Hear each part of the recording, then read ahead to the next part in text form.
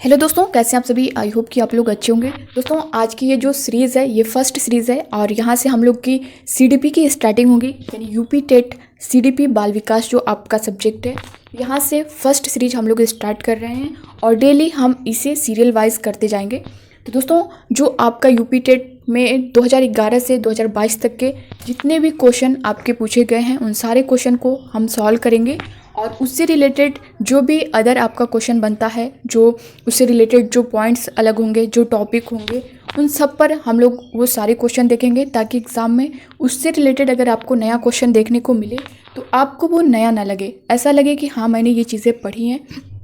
तो दोस्तों, जैसा कि आपको पता भी होगा कि बहुत सारे क्वेश्चन रिपीट होते रहते हैं, तो आपका तो ये प्लस पॉइंट है। अगर आप क्वेश्चन करेंगे तो वहाँ से सेम टू सेम क्वेश्चन मिल जाएंगे। अगर उससे थोड़ा हट के या फिर चेंज करके भी क्वेश्चन पूछता है तो आपको नया नहीं दिखेगा।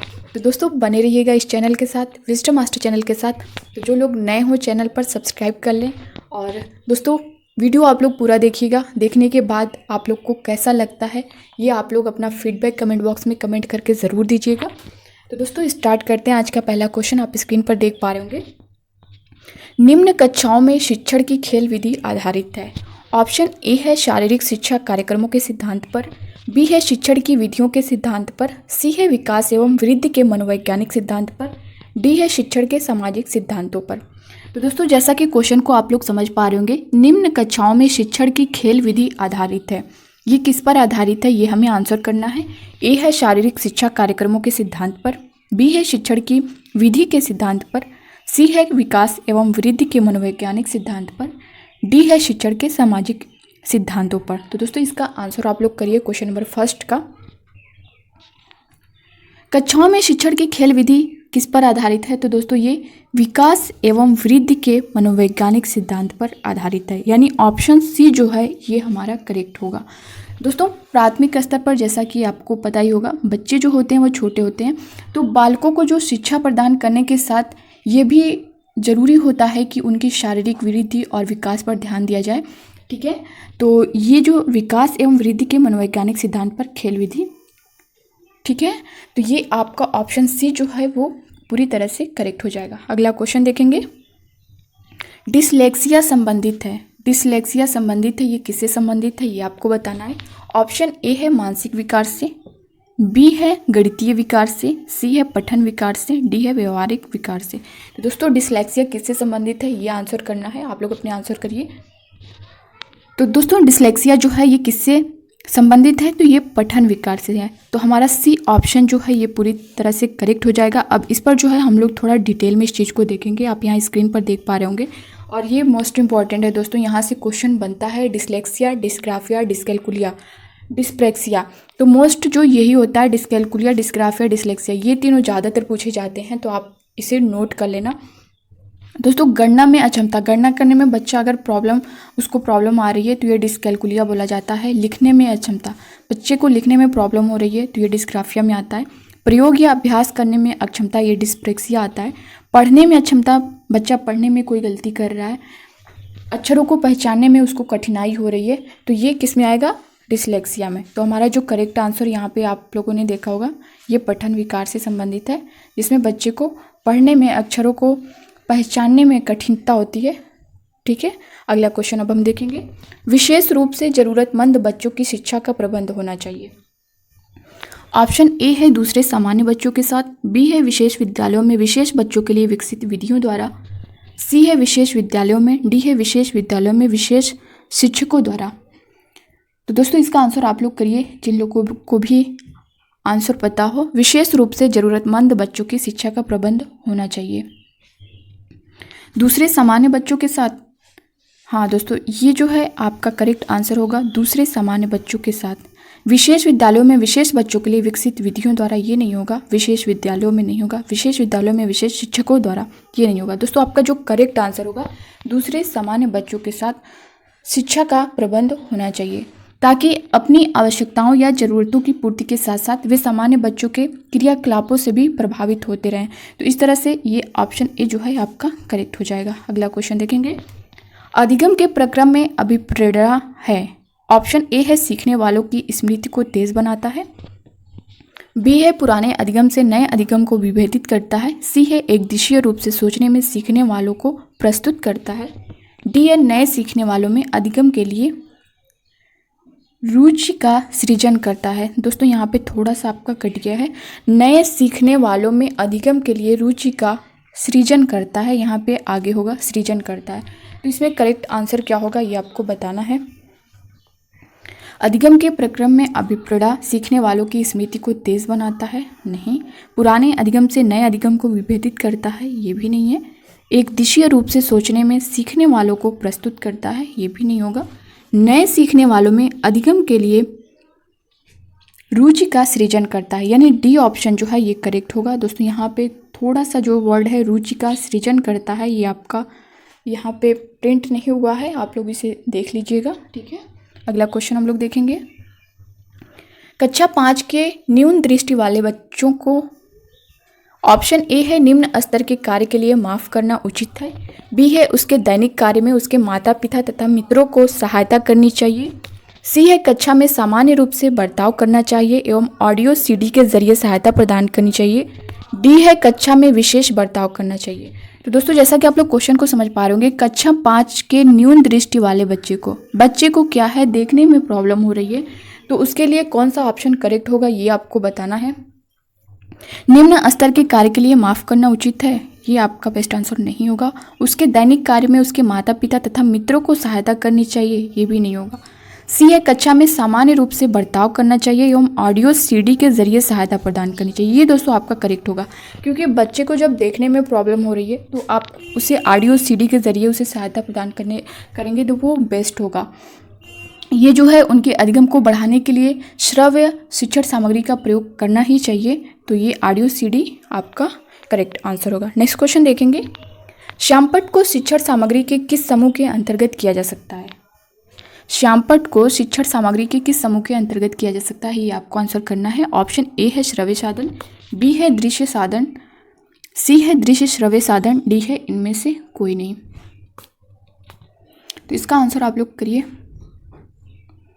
श्यामपट्ट को शिक्षण सामग्री के किस समूह के अंतर्गत किया जा सकता है? दोस्तों वे साधन जिसमें बालक की जो दृश्य ज्ञानेंद्रियां प्रेरित होती हैं उसे हम लोग क्या कहते हैं, दृश्य शिक्षण सामग्री कहते हैं। तो श्यामपट्ट क्या है, तो दोस्तों ये क्या है, ये जो है आपका दृश्य साधन है श्यामपट्ट, हमारा बी ऑप्शन जो है ये करेक्ट होगा, ठीक है। श्यामपट्ट है, मानचित्र है, रेखा चित्र, मॉडल, ये सारे जो होते हैं ये दृश्य साधन होते हैं, ठीक है। तो क्वेश्चन जैसा कि आपने समझ लिया होगा, श्यामपट्ट को शिक्षण सामग्री के किस समूह के अंतर्गत किया जा सकता है, तो ये दृश्य साधन है आपका, ठीक है।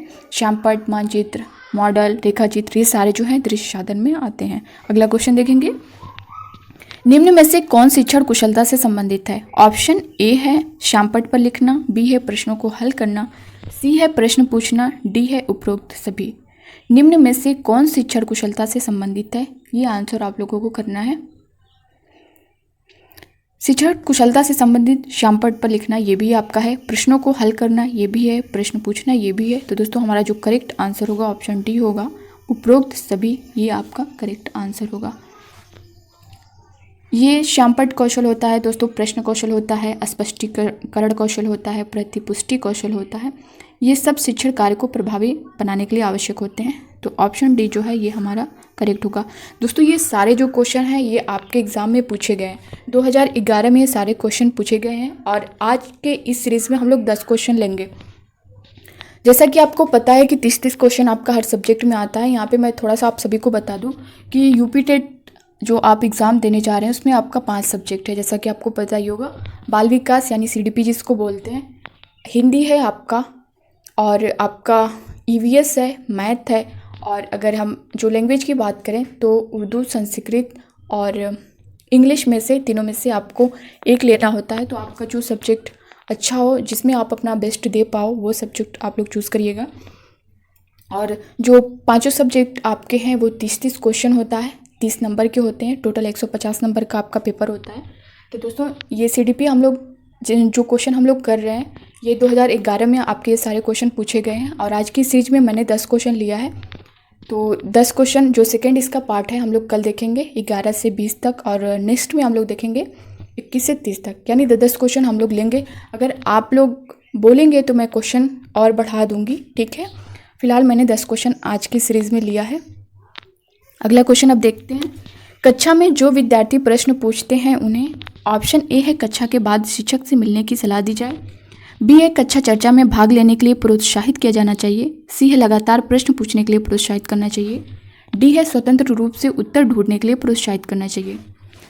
जैसा कि क्वेश्चन में आप समझ पा रहे होंगे, कक्षा में जो विद्यार्थी प्रश्न पूछते हैं उन्हें कक्षा के बाद शिक्षक से मिलने की सलाह दी जाए, नहीं। कक्षा चर्चा में भाग लेने के लिए प्रोत्साहित किया जाना चाहिए, नहीं। लगातार प्रश्न पूछने के लिए प्रोत्साहित करना चाहिए, यानी सी ऑप्शन जो है ये हमारा करेक्ट होगा। क्यों दोस्तों? ताकि विषय से संबंधित शिक्षण में उनकी रुचि बनी रहे, तो लगातार प्रश्न पूछने के लिए प्रोत्साहित करना चाहिए। अगला क्वेश्चन देखेंगे। शिक्षा की किंडरगार्टन पद्धति का प्रतिपादन किया। ऑप्शन ए है टीपी नन ने, सी है फ्रॉबेल ने, बी है स्पेंसर ने, डी है मॉन्टेसरी ने। तो दोस्तों इसका आंसर आप लोग करिए। शिक्षण की किंडरगार्टन पद्धति का प्रतिपादन किसने किया? टीपी नन ने, या फिर फ्रॉबेल ने, या फिर स्पेंसर ने, डी है मॉन्टेसरी। दोस्तों ये आपका ACBD हो गया है, यहाँ पे आपका बी रहेगा, ये आपका सी रहेगा, ठीक है। तो इसका करेक्ट आंसर आप लोग बताइए।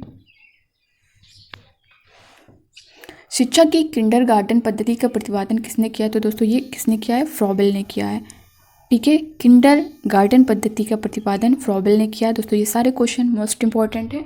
अब इसके बारे में हम थोड़ा सा डिटेल देख लेते हैं। यहाँ पे आप लोग स्क्रीन पर देख पा रहे होंगे। मनोवैज्ञानिक फ्रॉबेल ने 1840 में जर्मनी में पहला किंडरगार्टन खोला था। कहाँ पर खोला था? जर्मनी में खोला था। कब खोला था? 1840 में खोला था। किंडरगार्टन पद्धति का प्रतिपादन भी किया था। किंडरगार्टन का अर्थ, इसका अर्थ भी पूछ सकता है दोस्तों, बच्चों का बगीचा जिसको बोलते हैं, ठीक है।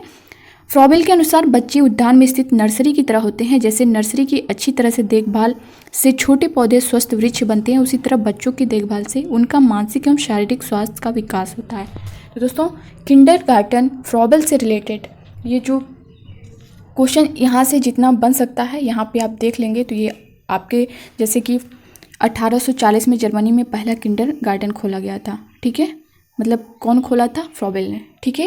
तो यहाँ से अब जितने क्वेश्चन बनेंगे इस क्वेश्चन से रिलेटेड तो आप लोग उससे आसानी से कर ले जाएंगे। अगला क्वेश्चन देखते हैं। एक अभिभावक आपसे विद्यालय में मिलने के लिए कभी नहीं आता है, आप क्या करेंगे? बच्चे की उपेक्षा करेंगे, बी है अभिभावक को लिखेंगे, सी है आप स्वयं उनसे मिलने जाएंगे, डी है बच्चों को दंड देना शुरू करेंगे। जैसा कि आप दंड को देख पा रहे होंगे दोस्तों, ये निगेटिव वर्ड होता है, आपको यहीं काट देना है।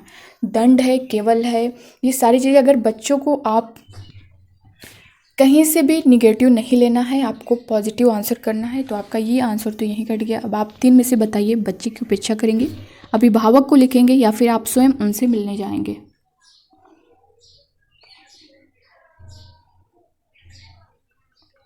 एक अभिभावक आपसे विद्यालय में मिलने के लिए कभी नहीं आता तो आप स्वयं उनसे मिलने जाएंगे। ऑप्शन सी आप देख पा रहे होंगे, आप स्वयं उनसे मिलने जाएंगे। सी ऑप्शन आपका करेक्ट होगा। दोस्तों अगर जो अभिभावक हैं वो विद्यालय में किसी कारण शिक्षक से मिलने नहीं आ पाते हैं तो शिक्षक को चाहिए कि वो स्वयं अभिभावक से मिलने उनके घर जाएं, और जो छात्र है, जो बच्चा है, उससे संबंधित उसकी जो समस्याएं हैं वो पेरेंट्स से मिल कर के उस पर बातचीत करें। तो दोस्तों ये आपका करेक्ट आंसर सी होगा। तो दोस्तों ये थे 10 क्वेश्चन, और ये 10 क्वेश्चन पूरे आपके 2011 में पूछे गए हैं। आप इन 10 क्वेश्चन में कितना कर पाए ये भी कमेंट बॉक्स में कमेंट करके ज़रूर बताइएगा। और दोस्तों वीडियो अच्छा लगा हो तो लाइक करिएगा, ज़्यादा से ज़्यादा शेयर करिएगा, नए हो चैनल पर तो सब्सक्राइब करिएगा। मिलते हैं अब नई वीडियो के साथ, तब तक के लिए बाय बाय, टेक केयर, खुश रहिए, पढ़ते रहिए।